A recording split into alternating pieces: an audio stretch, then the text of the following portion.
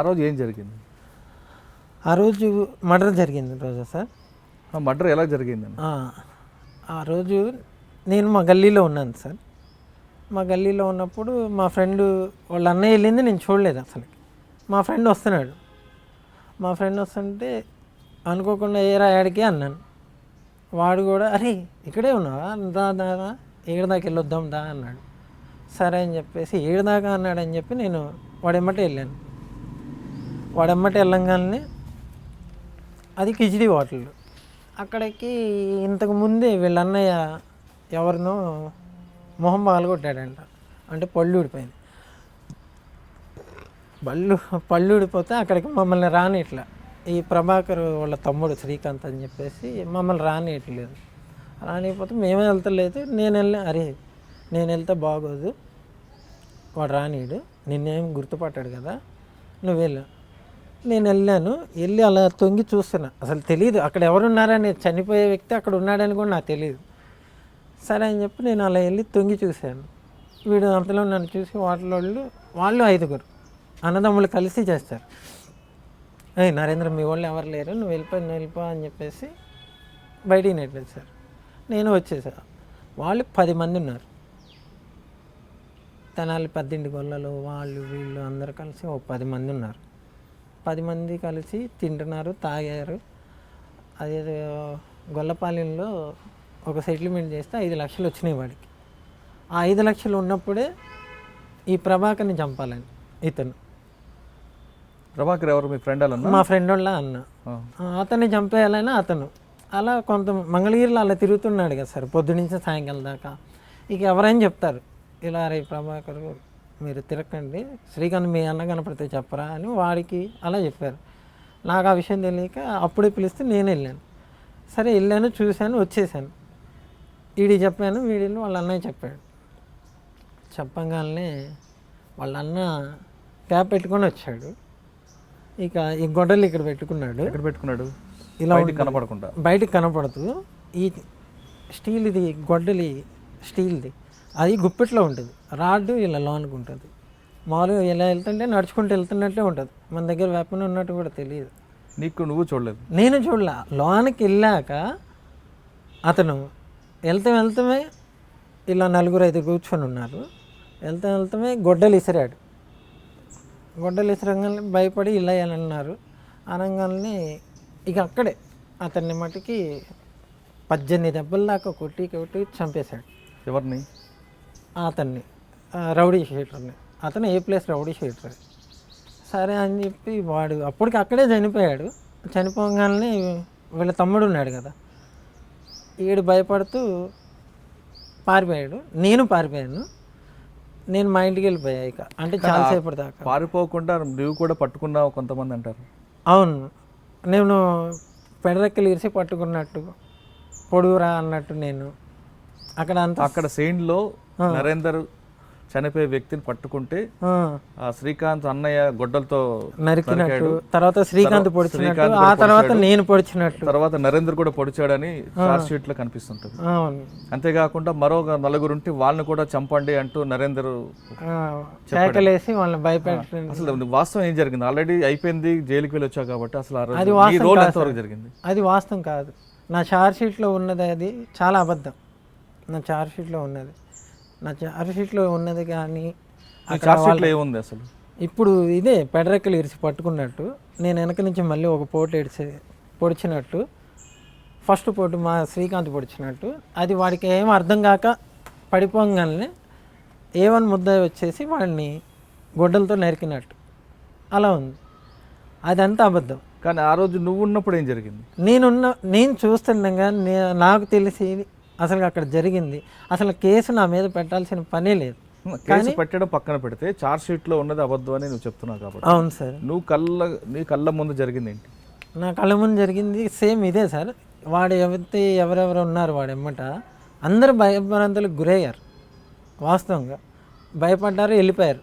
ఎటోళ్ళు అటు వెళ్ళిపోయారు. వెళ్ళిపోగానే సరే అని చెప్పేసి ఈ ప్రభాకరు అతన్ని చూసుకుంటున్నాడు. ఈ శ్రీకాంత్ అందరినీ తరిమాడు. అందుట్లో మేము వచ్చింది 3-4 అని ఎవరికి తెలియదు. అక్కడ మేము వెళ్ళింది 4. 5వ పిల్లోడు ఒకడు ఉంటాడు. వాడు పోస్టులకి వేశారు. వార్డు కౌన్సిలర్ కొడుకు అనమాట, పల్లిలో పాటల అబ్బాయి. అయితే వాడికి సోకు అనమాట, వాడు చూశాడు ఆ మర్డర్. వాడికి ఆ రాత్రి నీ రోల్ ఏంటి అందులో? నా రోల్ నిజంగా వాడికి ముందే ఒకసారి చెప్పున్నాం సార్, ఏమని గొడవలు వద్దు రాజీ చేస్తానని చెప్పేసి కిషోర్ అని చెప్పేసి మంగళగిరిలో ఏనుగుల కిషోర్ అని ఒక అతను ఉన్నాడు. అతను మాకులపోడు. నేనే మాట్లాడాను, అన్న ఇలా అంటే సరే మాట్లాడదామంటే అతను కూడా కన్నింగ్ మైండ్, అంటే ప్రభాకరు కన్నింగ్ మైండ్ తెలీదు, అతను కన్నింగ్ మైండ్ తెలీదు, వీళ్ళందరూ ఇలా ఉండేది. మన ఏదో తెలుసు కాబట్టి మాకులపోడు కాబట్టి అన్నట్టు నేను వెళ్ళాను. ఆయన కూడా నన్ను రానిచ్చాడు. సరే మాట్లాడాం, ఆయన వల్ల కాలేదు. ఇక వీళ్ళిద్దరు ఇలానే జరుగుతుంది. అన్ఫార్చునేట్గా నన్ను పిలిస్తే వెళ్ళాను ఆడికి.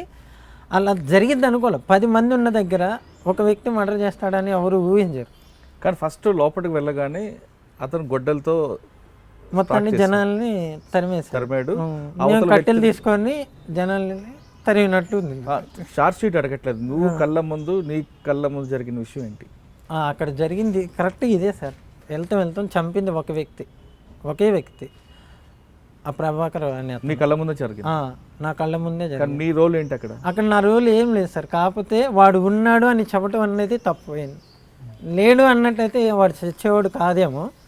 సరే అదే నా పాపం అనుకుంటాను నేను 10 ఏళ్ళు చేయడానికి కూడా. ఓకే, అంటే కళ్ళ ముందు మర్డర్ జరిగింది అక్కడ? జరిగింది. జరిగిన తర్వాత మీరు ఏం చేశారు? జరిగాక నాకు భయం వేసింది. ఉందాం అనుకున్నాను నేను, పోలీసులు వచ్చేదాకా ఉందాం అనుకున్నాను. ఇక వీళ్ళందరూ పారిపోయారు సార్, మొత్తం ఇప్పుడు అందరు వెళ్ళిపోయారు. నేను అక్కడే ఉన్నాను కాసేపు. ఆ పాండబ్బ వాడు కూడా ఇప్పుడు కూడా నన్ను పలకరిస్తాడు నేను వెళ్తే మా ఊరు. ఏంది క్యా ఎదురు బయట చలో మటరుయా అనేది అన్నాడు. సరే వెళ్ళి అయ్యిందన్నమాట. నేను అమాయకంగా బయటకు వచ్చి చెప్పింది నువ్వే అని విషయం అడిగి తెలియదు. కానీ మాకు భయంగానే ఉంది. షవరింగ్ వస్తుంది. ఇప్పుడు ఎవరైనా సార్, ఇప్పుడు మీతో మాట్లాడుతున్నా నాకు షవరింగ్ ఉంది. నేనేమన్నా మళ్ళీ తప్పు చేస్తున్నాను అన్న ఫీలింగ్ ఉంది ఇప్పుడు నేను చెప్పేది. ఇప్పుడు నా వల్ల ఒక మనిషి మారపోయిన పర్లే, కానీ ఒక అతను చచ్చాడు అక్కడ నా వల్ల. ఆ బాధ నాకు తెలిసింది. సరే కానీ నేను బాగుండాలి కదా మరి. సరే ఇక నేను అలానే ఇంటికి వెళ్ళిపోయాను. భయపడుతూనే వెళ్ళా.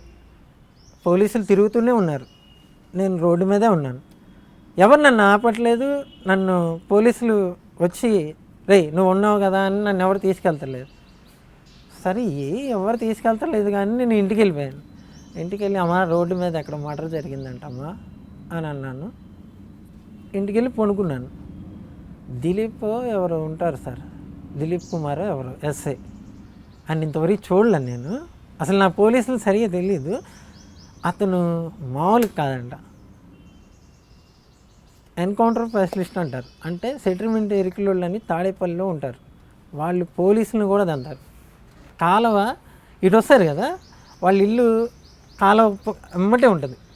పోలీసులు కారం పోసి కొట్టి కాలువ దూకి అటుకు వెళ్ళిపోతారంట. మళ్ళీ పోలీసులు అటుకు వెళ్తే మళ్ళీ అటుకు కారం కొట్టి ఇటు దూకొని వస్తారంట. అలాంటి దగ్గర చేసిన ఆయన మంగళగిరి వేశారు రూలర్. మేము జరిగింది టౌన్లో. రావటం మా ఇంటికి వచ్చాడు. ఒక్కటే వేసాడు, రివాల్వర్ తీసి ఇక్కడ పెట్టాడు. నేను అంత పెద్ద క్రిమినల్ అయిపోయానా అనిపించింది. అంత భయం వేస్తూ కూడా ఆయన చూడండి ఏం సార్ అన్నాను. ఇక ఆ రివాల్వర్ అప్పుడు లేసింది, కంటికి కనపడింది నాకు. ఇలా పడితే ఎక్కడ పెట్టారా వెపన్లు, ఎక్కడ పెట్టావో అది ఇదని ఇల్లంతా ఎతికాడు, ఏం దొరకలేదు. నన్ను తీసుకొని వెళ్ళిపోయాడు పిఎస్కి. నేను పోలీస్ స్టేషన్కి వెళ్ళంగానే ఈ శ్రీకాంత్ మా ఫ్రెండ్ ఉన్నాడు. ఏందిరా అంటే ఏమోరా ఎవరు చెప్పారు నీ పేరు, నేను చెప్పలే, నువ్వు లేవుగా, నీ పేరు ఎవరు చెప్పారు అదే నేను. వాడు నటించాడు. సరే అని చెప్పేసి ఉన్నాను. మా అమ్మ ఏడుస్తూనే, నాకు ఆ రోజు తెలియదు నిజంగా. మరుసటి రోజు మా అమ్మ నాకు టిఫిన్ తీసుకొస్తానికి వచ్చింది. అప్పుడు చెప్పింది, రాత్రి నుంచి నేను ఇక్కడే ఉన్నాయా, ఎవరింటికి వెళ్ళాలా అర్థం కాలే నాకు, ఎవరిళ్ళకి వెళ్ళలేదు నేను అని అంది. అమ్మ ఇక నైట్ అంతా అలానే ఉంది మా అమ్మ. నైట్ అంతా అలానే ఉంది మా అమ్మ. పోలీస్ స్టేషన్ ఎదురే. మా అమ్మని చూడటానికి రానిట్లేదు, మాకు ఇంకెవరు సపోర్ట్ లేదు. రాత్రి మేము మీకోసం పోల్చుంటారు. అవును సార్. ఎప్పుడు ఆ విషయం ఎప్పుడు తెలిసింది? తెల్లారి నాకు 9:30కి పంపిస్తారు. మమ్మల్ని చూడడానికి ఎవరైనా వస్తే ఇంట్లో వాళ్ళు కానీ ఎవరైనా ఆ రాత్రి అంతా పాపం నీకోసం స్టేషన్ బయట ఆ స్టేషన్ బయటే ఉంది. మరి ఆ విషయం తెలియగానే నేను ఎలా ఫీల్ అయ్యావు? బతకాలని అప్పుడే పోయింది సార్. కాకపోతే ఏం చేసుకోలేము. నిజంగా ఆ పోలీస్ స్టేషన్లో ఎక్కువ రోజులు ఉంచలేదు మమ్మల్ని. పోలీస్ స్టేషన్లో ట్రీట్మెంట్ ఇచ్చారా? ట్రీట్మెంట్ ఇవ్వలేదు, ఏం లేదు. ఎందుకంటే చచ్చింది రౌడీ షీటరు, అతను ఇన్ఫార్మర్, పోలీసులకి ఇన్ఫార్మర్. అతను ఈ చంపిన అతనికి పోలీసులకి పడదు. సరే అయిపోయింది. అతని మీద కేసు బలంగా ఉండాలి కాబట్టి ఇంకొంచెం 4 ఎక్కేసి ఛార్జ్షీట్ రాసి కేసు ఇవాళ మా అమ్మ ఉంది కదా, వాళ్ళు 2 రోజులకి దొరికేశాడు. అతను TV9 ద్వారాను NTVలోనూ కోర్టులో సరెండర్ అయ్యాడు. A1 ముద్ద కోర్టులో సరెండర్ అయ్యి ఇంకో అతను ఉన్నాడు భాష అని. అతనేమో వాళ్ళ బావళ్ళు లాయర్లు, అడ్వకేట్ వాళ్ళ బావ, వాళ్ళిద్దరు 3 లాయర్లు తీసుకొచ్చి అతన్ని సరెండర్ చేశారు. నేను A4లో ఉండాల్సిన వాడిని నన్ను తీసుకొచ్చి A3లో వేశారు. అలా చేంజ్ చేసేసారు. ఇక కేసు కూడా నా మీద బలంగా పెట్టారు. ఇక నా మీద పెట్టాక నాకు అప్పుడు అర్థమైంది ఎలా బతకాలో అర్థం కాని పరిస్థితి సార్, తండ్రి లేనప్పుడు. సరే అయిపోయింది. 4 రోజుల్లో మమ్మల్ని కోర్టులో సబ్మిట్ చేశారు. ఆ 4 రోజులు మా అమ్మ తినలే, ఏం లేదు. సరే నేను కోర్టుకి వెళ్ళిపోయాను. కోర్టు నుంచి జిల్లా జైలు అని చెప్పేసి సబ్ జైలు అని ఉంటుంది సార్. సబ్ జైలుకి వెళ్ళంగానే అక్కడ బాగానే ఉంటుంది, ఇంట్లో లాగానే ఉంటుంది వండితే. అంటే ఉండేది 20 మంది కాబట్టి ఆ రేషన్ కానీ ఏదైనా కరెక్ట్గా ఇస్తారు అక్కడ. ఇక ఆదివారం పూట మా